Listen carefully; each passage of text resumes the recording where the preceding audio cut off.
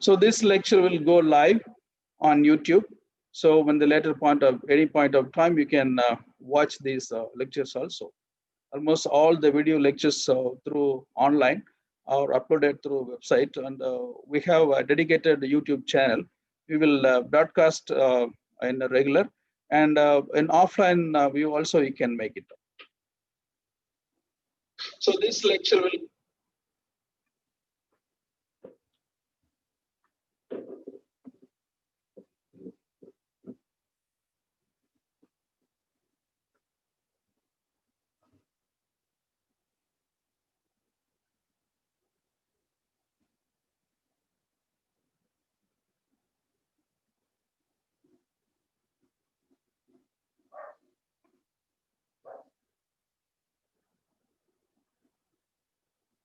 All right. So today my topic is doing linguistics, and Dagini, you can just mute your volume. Also, all of you just mute your audio, and so that there won't be any disturbance. All right. So today's topic for your orientation program is doing linguistics. So you may have a question. We have several topics in linguistics, and we have several branches in linguistics, and we have a lot of studies and researches in linguistics also. You can ask me why you say so like this, doing linguistics. So doing linguistics in the simple and basic concept, it deals with what are the things we do in linguistics and what are the natures of linguistics. In simple explanation or a raw explanation, doing linguistics is simply what is linguistics and what are the things in linguistics and what about linguistics. So these are the things we are going to see. And in the past three lectures, my professors and the former professors and head of the Department of Linguistics, starting from Professor Karnagaran, Professor Sanmugam, and Professor Muthikrishnan, they have oriented you on this similar line, I guess, but still maybe in a little bit different. But we insist this kind of orientation program because you all studied your BA in language. For example, you studied some of you studied BA Tamil, and most of you studied BA English, and still few of you studied BA or UG level in some other major. So anyhow, you are going to study linguistics, whereas you have no background degree about linguistics. So we need to orient in this regard to bridge the gap between the UG degree and the PG degree. So this orientation is kind of bridging the gap of the BA to MA because we have no BA linguistics program and you have no BA linguistics degree. So we will just explain you the basic components and basic concepts of linguistics so that we can understand better, and the future course of your listening, your understanding, and your learning will be far better. So the basic explanation, you are very well familiar about that one. So what is linguistics? If anybody asks you the question, the first answer, for example, if you are asked what is literature, what could be the answer? The undoubtedly you will say that literature is the mirror of life. Literature is the mirror of life, or literature is the mirror of life. That is the basic definition each and every language student will explain to the question of what is literature. The same, when you are volunteered to explain what is linguistics, you need to explain it that the linguistics is a study of a language in a systematic scientific manner, along with logic and reason. So there is a fine dichotomy between literature and linguistics. So literature is the study of the people, their character, their background, their history, their lifestyle, their expectation, fantasy, fun, entertainment, and so many things. That is literature. A kind of study that is no need to be realistic. Literature is part and parcel of life that depicts the human nature. If there is no literature, there will be no history. If there is no literature, there will be no human evolution in the modern sophisticated life. We have to admit that. So literature gives a wonderful aesthetics to the life of the human being. So we cannot escape. So all kinds of gaming activities, all kinds of fun, and all kinds of social activities, there are some literature behind that one. So the literature is reflecting the life, as well as the life is reflected by the literature. The life is reflected by the literature, and as well as the literature is reflecting the life.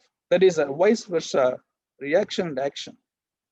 So you are well familiar about that one. I don't need to explain deep about literature and its function in the human life. Now, you just jump into the field of linguistics. So linguistics is little bit different from literature. How it is different? How it is different? That we have to admit, we have to understand, and that is very much important. So in the next 2 years of your study, you are going to learn all those nuances of linguistics. So in the fine dichotomy I mentioned already, the first one is literature is a kind of a fantasy-oriented subject, or a subject which is a descriptive in nature, a subject which is descriptive in nature. Whereas linguistics, we provide some scientific insights into the language. Otherwise, we analyze the language in terms of the scientific approach. For each and every element of language and language components, we analyze them in terms of basic units, in terms of its usage. So all these things are coming under linguistics. And we apply some mathematical rules in syntax. We apply the logics in semantics. And we apply grammatical rules in morphology. And we apply some the scientific rules related to sound and frequency, wavelength, modulation, all these things in phonetics and phonology. And we apply the psychological basic concepts also in psycholinguistics. And we apply some amount of medical physics and medical sciences in neurolinguistics. So linguistics is more than studying just about the language. It is studying about the language as well as studying the nuances in a scientific manner. While studying in a scientific manner, we apply logic. Of course, you know, logic, there must be some truth behind that one. We cannot just have any kind of myopic idea. Even if there is a myopic idea, if there is a idea which is not transparent, there we have to identify them in a different manner, and we have to authenticate or configure in a different terminology. So that is the linguistics. And we study all these things in linguistics. So we have dedicated subjects for that, course for that, starting from morphology, then phonology, syntax, semantics, pragmatics, sociolinguistics, psycholinguistics, neurolinguistics, and forensic linguistics. So these are the major papers, otherwise courses you are going to learn in these 2 years. So every semester you will have 5 papers. In the first semester of the first year, you will have all the basics of linguistics, the basic 5 papers. So you do need to concentrate more on these 5 papers because these are the basics of linguistics. And later we will add the elective papers with applied linguistics also. Then finally you can just master over all these things, and finally before you complete your degree you can go for a project. So that is the schedule of this program, right? So what do we do in linguistics by taking this scientific approach? So simply we study the language in terms of its grammar, syntax, stylistics, phonetics, and semantics, all these things, though that is called linguistics. And what is doing linguistics? That just now I told you, just what we do. How do we perform? How do we execute? How do we bring about? And how do we produce? And how do we act and behave and manage and serve? So, considering all these factors in linguistic augmentation, in linguistic business is called doing linguistics. So, doing linguistics is nothing but how do we perform? Perform means how do we work in linguistics, how these linguistics are being utilized in a legal way, in formal way, in simply a professional way, and how we are executing the language and the system, and how do we bring out this field, and how do we explain these concepts and components and theories, and how do we produce, and how do we act upon, and the behaviorism, mannerism, and serving this, studying all those things are coming under doing linguistics. Simply the working nature or the business of linguistics. And now you can ask me question, what is a language and what is literature and what is linguistics? There are fine difference among these three terminologies. So if you ask me just what is language, you can say language is a dynamic source. Language is a human behavior. Language is a versatile expression and exploration. And language is a sophisticated communicative tool. And language is an indispensable part of human evolution. So nobody can deny that one. These all the very basic definition can be given to a language. So language is a part and parcel of human life. Nobody can deny that one. How we are identified, how we are judged, and how we are able to live in the world, and what makes a personality, and what molds a person. So philosophically, we can say, you have a proverb, a sound mind in a sound body, a basic proverb that is versatile in nature. So why do people say sound mind in a sound body? Here, the mind is related to the thinking and cognition of the human being, not just the mind.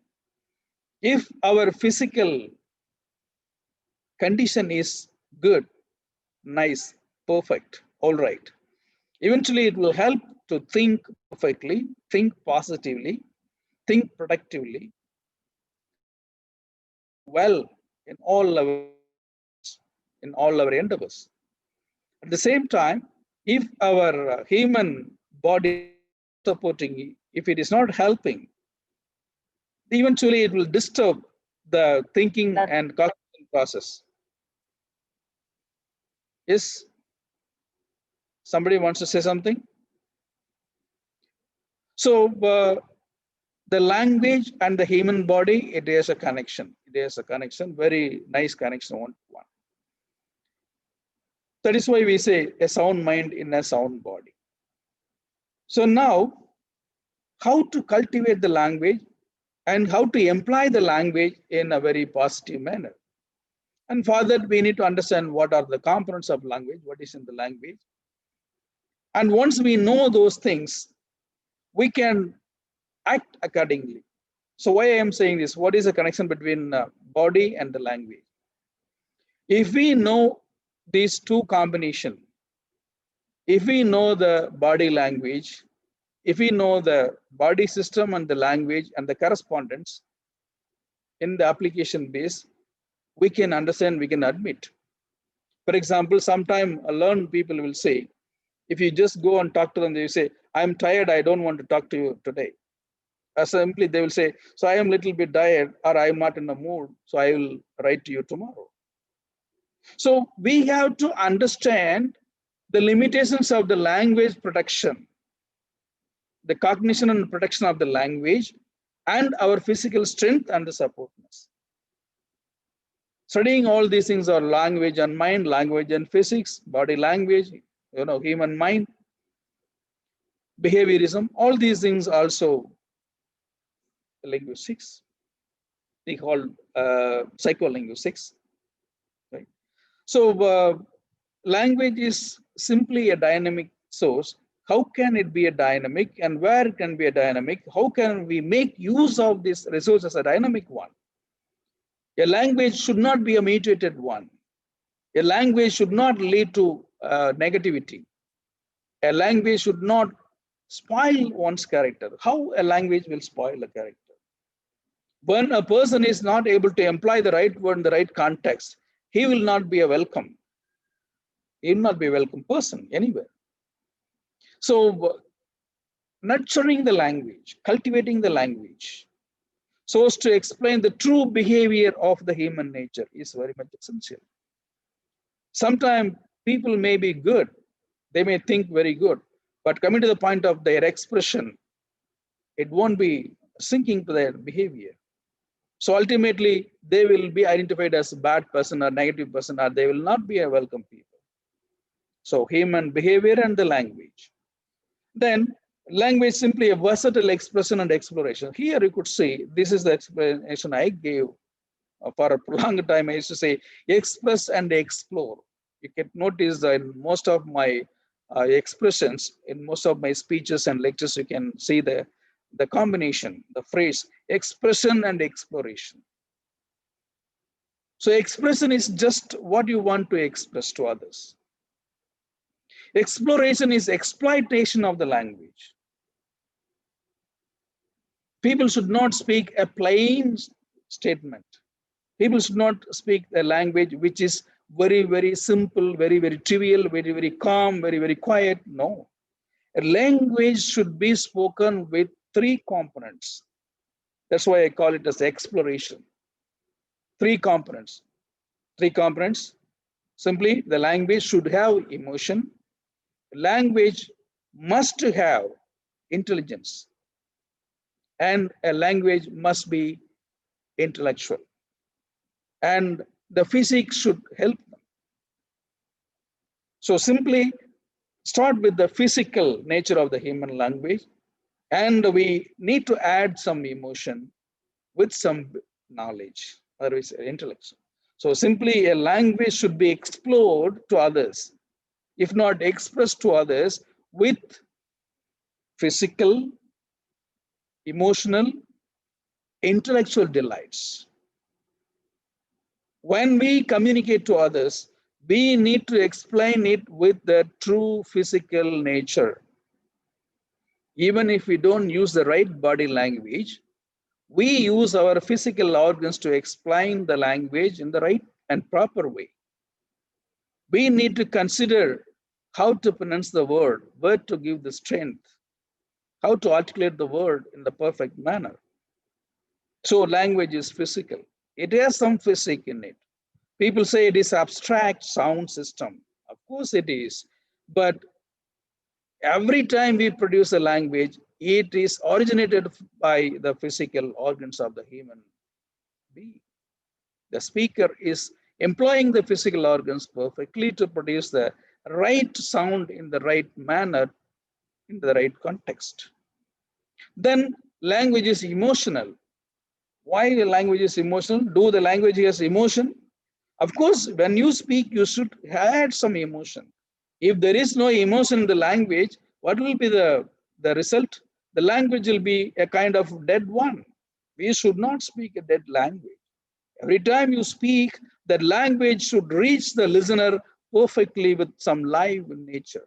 It should reach the people. So apply your physical organs in the proper manner and use the emotions in the right sense. Only then it will reach the people. Sometimes you could see people will be speaking, the listener will be sleeping. Where you could notice listeners tend to fall asleep. Simply, you could understand that where the speaker is not able to employ or sync the three components in a perfect manner. The expression should have some physical strength. It should have some emotion, and that expression should be meaningful. That is very much important. When you speak 10 to 15 minutes, there must be some reason behind that one. And in that reason, people should be able to identify the theme which is relevant, which is perfect, or at least it should be reachable to the people. Somehow it must be useful. Sometimes you could notice people will be speaking for hours together. At the end of the speech, you can there will be nothing remains. So that will be waste of time. So a language expression, it should be turned to be exploration at the context so that it can reach the people in the right and perfect manner. That's why I say it is physical, emotional, and intellectual. Right. Then language is the indispensable part of human evolution. Of course, there is no doubt in that one. If there is no language, there will be no difference between the human beings and the animal. Of course, human beings are social animals. We all social animals. In the sense social, that gives an extra sense that we are human animals. Otherwise, so animals have no social function. Animals cannot socialize. They can make friendship for a short while. Even among the friendship, there will be a rude and brutal fight between. Sometimes they die for no reason. So there is no such kind of social ability among the animals. Only human beings have. So these are the functions of the language. And the next item, the need of working linguistics. Why do we need to work with the linguistics? So we'll see some of the basics. So communication is a global and inter and intra level. So we need to develop the studies of linguistics so as to make the global village in inter and intra level. So we need to go beyond our society. We need to go beyond our circle. We need to go beyond our states. We need to cross the countries. We need to go international, not just international levels. Great. So we have to understand, we have to identify, and we need to study all the technical nuances, starting with the basic translation activities. So communication is essential in global and intra level. Take a look at the prehistoric human beings' life. People were living in the jungles, in the isolated huts and thoughts. When two groups meet each other, they start to fight with each other like animals. They were not able to negotiate. There was no communication between them. Of course, they are human beings.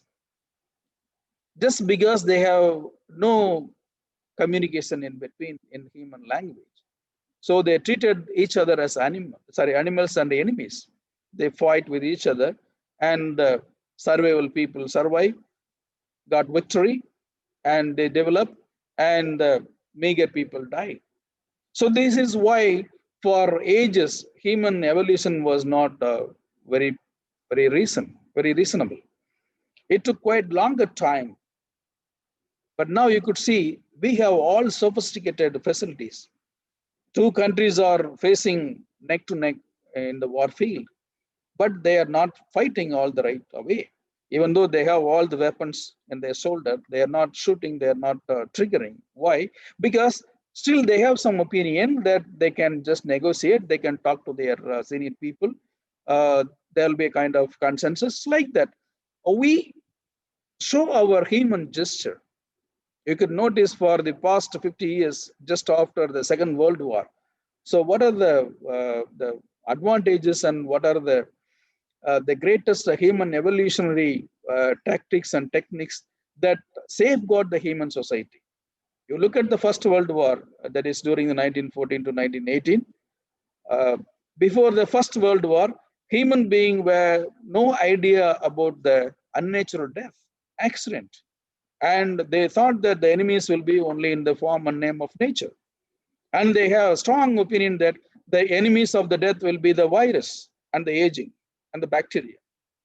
And nobody have any idea about that the death also come from the alien countries, other countries in international level. The First World War gave a great blow to the human being. That blow is death may come even from the neighboring countries. That is the first time in the history of human evolution, people started to think that even though we are living very happily within the country territories, anytime for any reason, neighboring country will take war against. So people started to think over that and started to learn the other people, neighboring people, study about the neighboring people, how to study about the neighboring people, how to communicate with the neighboring people. Only the language will help. So at the time they started to think we need a kind of common language and we need to go enter an intra level in the community and the international level. And the Second World War gave another blow to the human society. The Second World War is a standing example. The Second World War gave a great lesson to the human being. That lesson is today's enemy may be tomorrow's friend. Today's friend may be tomorrow's enemy.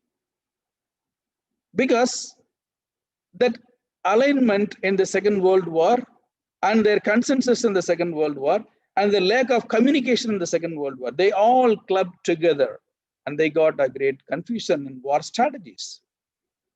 You could see in East Asia, just take a look at three countries, China, India, Japan, and Russia. Who are the enemies? Who are the friends?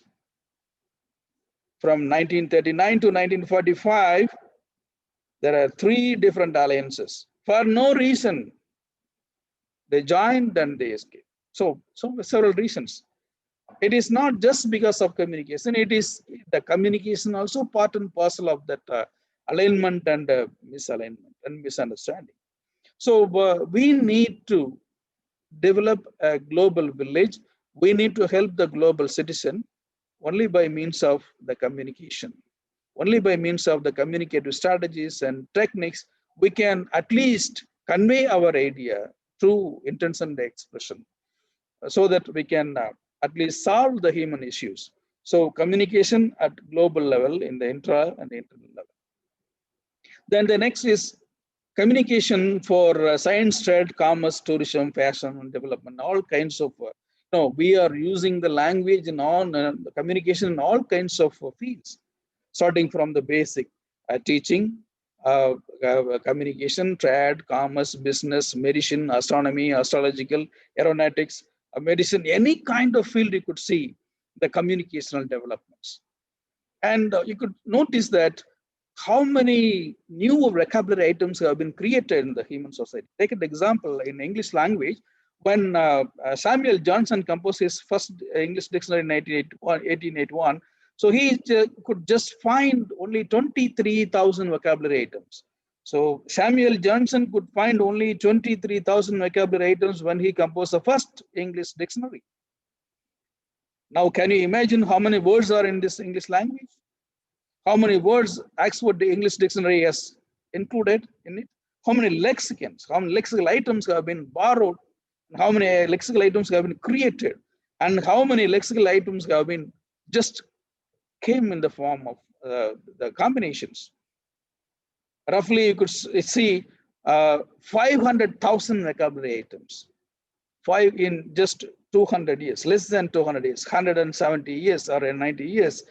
English language has taken or developed a dictionary which is consisting of more than 500,000 vocabulary items.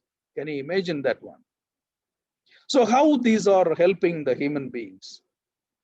So this is very much essential. So language and development in terms of the holistic life of the human being. So not just in literature, in all fields of language. After 500,000 words, you could see 300,000 words are from technical side, from science, commerce, trade, medicine. Then arts, literature, cultural exchange, you know that. And for computer, automation, clinical and ethnic, and learning, critical, creative, testing and evolution, and language, origin, nature, form, function, and structure and meaning. This is the pure language base. To study the form and function of the language. So I used to say the two basic components of studying the language. The first one is form, or is the structure. how this the language and the linguistic components are sequenced in the line. That is called a form, otherwise called a structure. How we sequence the phones into syllables, how the syllables form a word, and how the word forms a sentence, and how the sentences form a passage, how the passages create one cohesive idea, a concrete idea. So this is called form. Then next one is called meaning. For each and every syllable, there is a meaning. For every basic element of the language, we have a meaning, a comprehensive meaning. And that meaning, if they are joined together, how we are able to coherently find the whole structure. So the two basic components of the language is one is form, or one is meaning. And how do we write and what do we write? That's what we test in the teaching and learning process. And then I'll just tell you some of the working domains. So these are the things we will learn in detail in the future course of our studies. And the next one, working domains. What are the working domains? And I will tell you the basic working domains one by one, based on the subjects you are going to learn in this semester. The first one, language teaching. And in language teaching, simply, it includes language learning, language teaching and testing. And L1 means first language. So this term, L1 stands for first language, L2 stands for second language. And foreign language, people say FL. FL means foreign language. And for second language, people say L2. Sometimes they write SL, but not very much. So L1 means first language, L2 means second language. So the second language may be anything. It depends on the country. It depends on the country. For example, in India, the first language is their mother tongue. For people in Tamil Nadu, their mother tongue is Tamil. And for people in West Bengal, their mother tongue is Bengali. And for the people in Maharashtra, their mother tongue may be Hindi. And for Andhra Pradesh, their mother tongue is Telugu. And for Mauritius, I don't know if Dagini has to say. And in India, our second language is English. Second language is English. But the English, which is treated as a second language in India, may have a different status in other countries. For example, in Mauritius, it must be a kind of first language or mother language, because they have a kind of Creole. That Creole is a part of English language. And in African countries also the same thing. For example, in Nigeria and Ethiopia, they have a Creole. That Creole is based on the fusion of their African ethnic language plus English. And that fusion created a third language. That third language is called their mother tongue now. So it will be a combination of both their native language, their native indigenous language, and the dominant mainstream English language. So that is their mother tongue. And their second language may be different. Say there's a, for example, in Nigeria, sorry, not Nigeria, in one of the countries, to say, what not taken. Okay, in some countries, if they have that idea that the language is very much essential as that of the first language, or if they think that the communication among the people other than the mother tongue is also very much important, there the demand for the second language is very much essential. There they prefer English as a second language. You can take almost all the European countries now. Their second language is the English language, because after unifying the countries of Europe, they came to the consensus that all the people should have some basic awareness and basic literacy over English language. So they consensually they came and they come up with that English as a second language. The same thing happened to India also, because India is notable for its languages, number of languages. So that's why we say, when in constituency, we'll say linguistic diversity, unity in diversity. So that is the one of the motto behind the uniformity of the country. The people also say it is a kind of privilege. So we have a lot of languages. In India alone, once 2,000 languages were spoken. 2,000 languages were spoken alone in India. But now you could see only 600 or 800 languages, 600 to 800 languages. So the status of 1,400 languages is almost gone. They are extincted or they just endangered. So the reason is the people are not following, or the people may have gone. That means kind of that indigenous society will not be existing today. So many reasons. If the language is extincted, if the language is forgotten, or if the language is endangered, there will be two reasons. The first reason is the whole society will not be existing anymore. First thing. The second thing, the whole society will not show interest to speak the language. Rather, they may be shifted to their neighboring language or the mainstream language, which is dominant in that area or in that system. So these are the two reasons for the extinction of the language. I don't know exactly what happened to the 1,300 to 400 languages of India, which were spoken earlier. But now we could see only the 600 to 800 languages which are alive in India today. All right. So the language and the status is decided by the country. It's decided by the country and the people and the policy. For example, English, which is considered as a second language in India, is treated as a foreign language in Japan. In Japan, English is treated as a foreign language. And in Korea, in China, in Vietnam, Thailand, Cambodia, Malaysia, all these countries, English is treated as a foreign language, not as a second language, because they have a language which is very much functional in their country, so they don't need any second language. So they just treat any other foreign language as a kind of second language. Sorry, foreign language only. Right. These are the. We will study in detail about all the status of language and its function in different countries with the different characters in language teaching methods. And language teaching and testing, and the multi-levels of language status, and language planning and curriculum, and curriculum development. This will you will learn from language teaching methods. And the next paper is the field is called sociolinguistics.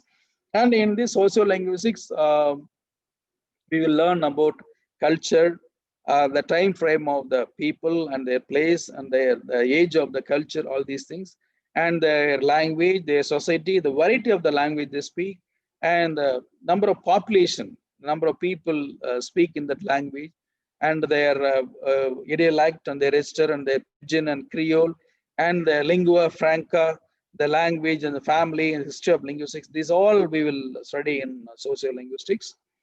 And another study, a popular study is called stylistics.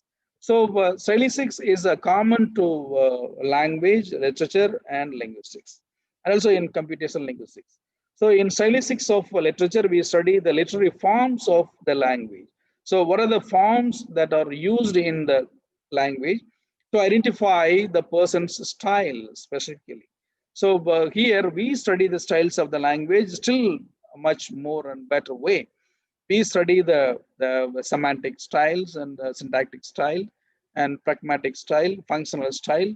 So all these styles in different phonetic style, lexical style. So we have different stylistic studies and linguistic base. So that will enlighten you apart from literature stylistics, how these newer approaches and newer micro level approaches will enhance and help the people to identify and understand the characters and the behaviors of the people in that particular novel or in the particular life of a person. So all these things we can study. And stylistics of the mass media and communication, and social and historical works, modern and classical works, and the stylistics of spoken and written sources in general, and all literary and critical expressions. These all will be covered in stylistic studies. And the next important field is called translation. That is what very much essential people are missing these days. So translation studies are very much essential. Only through translation we can go beyond our ethnic setup, go beyond our cultural territories, go beyond our national territories. So the translation practices are nowadays part and parcel of human life.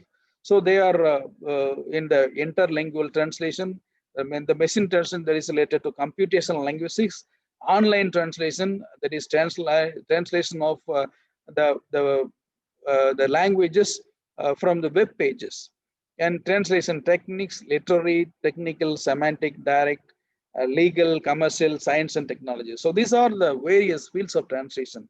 I think there will be a very good opportunity for the translation activities in future, because almost all the people are working on translation. I must say something later this translation, because you just keep these things in your mind. So if you have this kind of idea in the pre-level itself, you can just apply wherever possibilities are coming, learn more about those things. The first thing is why these translations are important, because only through translation we can go across the individual level, micro into macro and macro into multi-level. So without translation activities, we cannot go across the language system. One thing. Second thing, we are in need of using the computer-oriented technologies and devices. And without the computer tools, without the automatic or automation technology, human survival in future will be very, very difficult.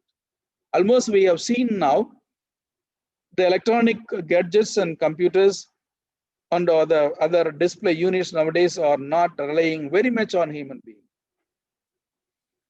The robotic technologies, they are helping far better than the human being in the laboratories, in the factories.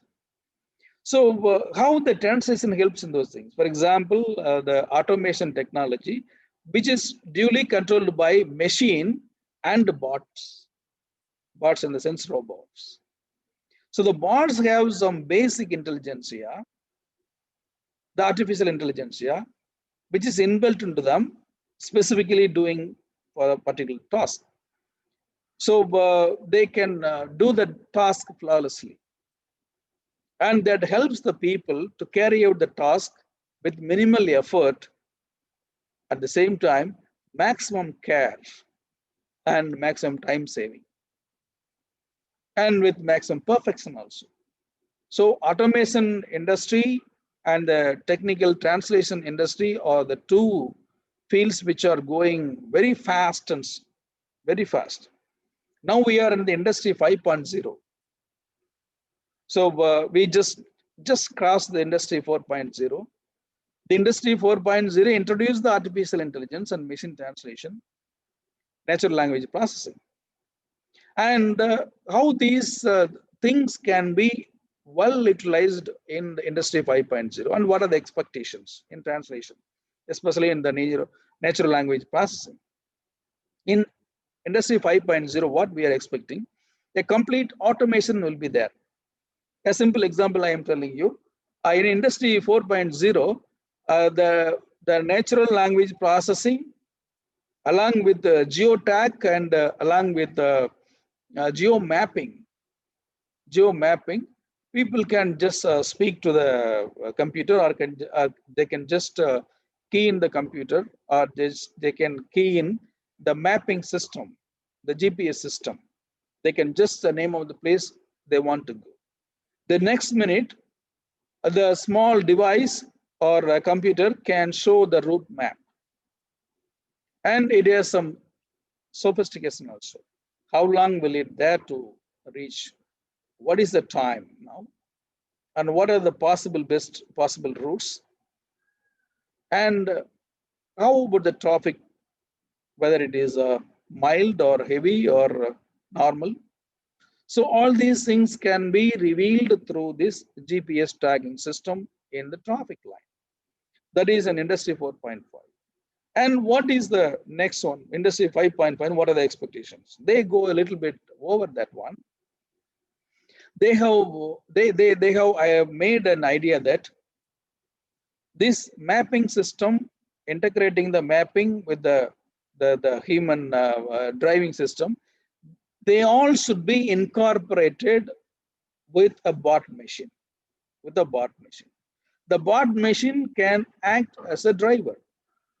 So when you fix a place to reach, you just talk to the bot machine, By integrating your voice into the translation process, the bot machine can listen to your voice and identify the place. Then it can take you to the place where you can just sit like a passenger inside the car.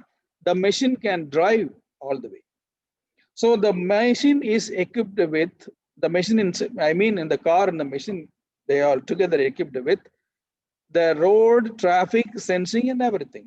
It is simply a kind of automatic driving. So you can just speak. For example, you go to a place and there you are not able to find the required thing you want to buy, or you want to change the place. Then you can just speak to the driver machine. The bot machine still can take you wherever you want to go.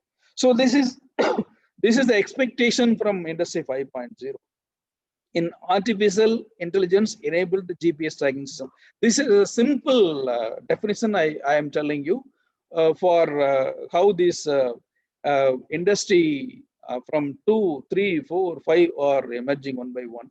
And then you can imagine how the industry 6, 7, 8, and 9 will be. So at one point, for sure, there will be a system which will be 99% oriented by the machines rather than human beings. Possibilities are there. All right. Okay. Come back to our thing. The translation. And in this industrial development from 2 to 5 now, how this translation is helping. So how these bot machines are taking this translation activities. So the voice synthesizing system, when you speak to a machine, the machine receives your voice, then it decodes your voice into the desired language, and then it just instruct the executor to do that particular assignment you are offering through your language. So this is voice enabled system. Your voice is synthesized and taken as a command. So you can command over language, you rather than just key in, just pressing the button or moving the levers and kicking the buttons, all these things, no need. You can just speak. A sunny example is today you can see almost all the television sets, now they are equipped with the artificial voice oriented intelligence system. Even in web pages, you can see, the Google parts, Google Assistant, simply Alexa tools by Amazon, and Siri by Apple. So these voice assisted bot system, they are helping far better human beings rather than the other manual people. So in future, this voice oriented commanding system will be a kind of dominant one. But before that, how these voice commands are synthesized, analyzed, understood, and carried out. That is very much important in this aspect. Now, these voice commands are working perfectly for English language because English is a mainstream language. Almost all the computational linguists are oriented with the English language. Now, you imagine that you need to operate the machine from your mother tongue. There, we need to apply the computational linguistics tactics and strategies in voice command system by applying the translation strategies from English to your mother tongue and from your mother tongue to English. These vice versa translation activities are very much essential. How a bot machine can listen to Tamil language, my mother tongue, and act upon. And my grandpa, who is having no idea about English language, right? English language, still he wants to use that one. So he must have a bot system which can understand and act through Tamil language. So these translation activities and these translation orientations are very much essential for computational linguists. Yes, there will be a great demand for that one. Almost all kinds of technical jobs and works will be done through automation in future, and that automation will be controlled by voice commands. And for voice, all the voice commands. Take an example in Europe, how many languages are spoken? In Africa, how many languages are spoken? Asia, how many languages are spoken? And India, how many languages are spoken? To make a flawless entry into the bot system and robotic system, regional language input is very much important. Students of linguistics, you also have to be very careful and cautious. If we are not inculcating this regional language orientation to the bot machines and the voice commanding system, very soon all the regional languages and minority languages will disappear. We will fall as a victim to the Industry 5.0 English enabled commanding machines, servant machines. Then eventually, I don't need to say what will be the fate of the future of the regional languages. So keep these things. That's why I'm telling you in detail. Keep all these things in your mind and try to see the possibilities, how to integrate the mother tongue in the voice command system.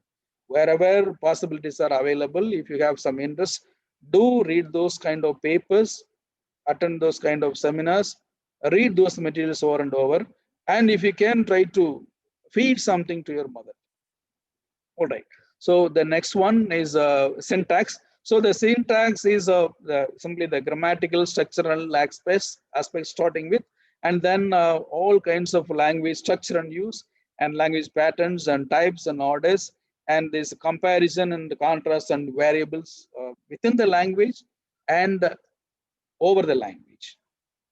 And the next one important field is called computational language. So far we have been discussing about that one. So the language and computer in language. You can see language in computer, that is the basic of the computer language. I mean the system language. In which language the computer is functioning and working. So language in computer. Computer in language. And now this NLP or just computer in language. We just take the computer techniques, computer theories, models, applications into the human language. That is computer language. And the natural language processing and machine coding and decoding and the call and call. So call means computer aided language learning and call is computer aided language teaching. Then online interactive machine assist human assistant learning. So these all we can see. There are a lot of companies bubbling like anything these days to teach the language, not just English language. To teach any language, you could see specific or dedicated language softwares available today. And these are the things related to computational linguistics.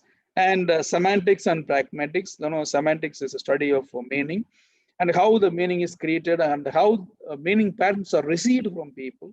And the meaning, senses, sense relations, input, output, observation, and context, you know, the meaning in the context, how the meaning is created in the pragmatic in the local context and environment, and creative process of language in context. These are coming with the semantics and pragmatics. And morphology, you will begin with the study of this one, morphology. That is related to word structure, phoneme, syllable, a unit, and word. And word units, you can classify them into structure, and alphabets, that is from employments in word order. And the phonology, that is study of phone, phonemics, sound system, pronunciation patterns, classification of sounds, comparison of first language, multi-level languages, and the special fields, otherwise the applicational fields, starting with ethnolinguistics, psycholinguistics, neurolinguistics, cognitive linguistics, comparative linguistics, and structural linguistics. So these are these two, comparative and structural, they are the core, and the rest of them are applied linguistics. So these are the things you are going to study in this semester. So this is my simple orientation for you, what you are going to do for the next couple of years. I think you no need to bother too much about anything. You just follow the instruction provided by our professors. We have 5 professors in our department. They all have 5 specialized fields, and they will teach you all the things meticulously. And you just follow the lessons, and you just practice, and you just learn accordingly.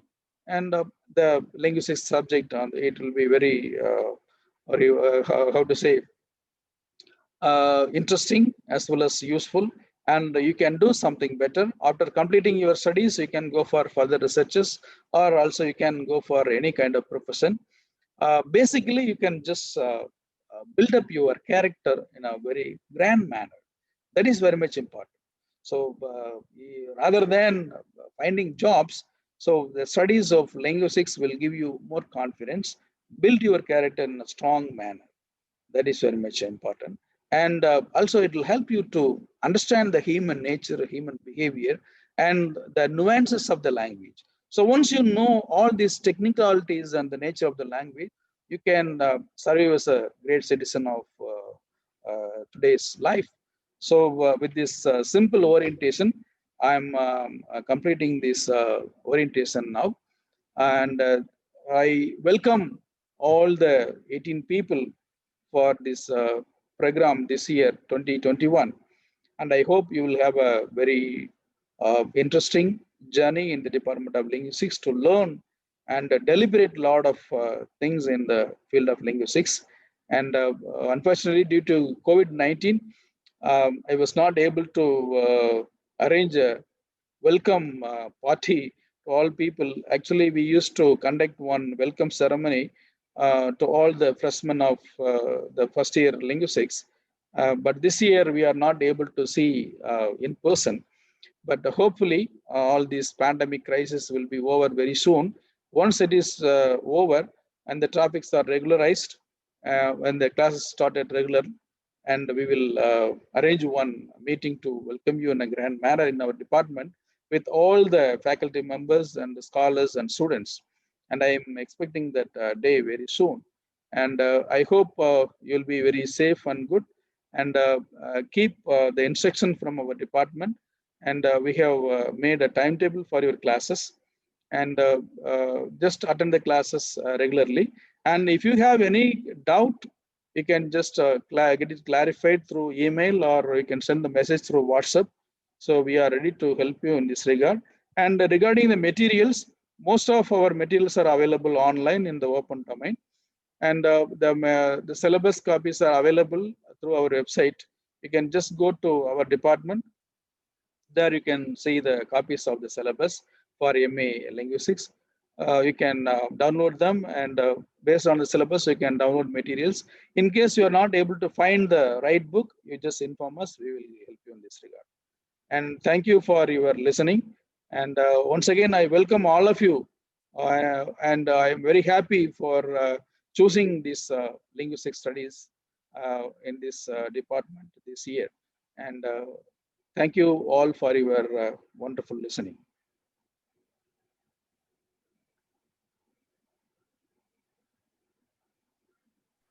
Thank you, sir. Thank you. Thank you.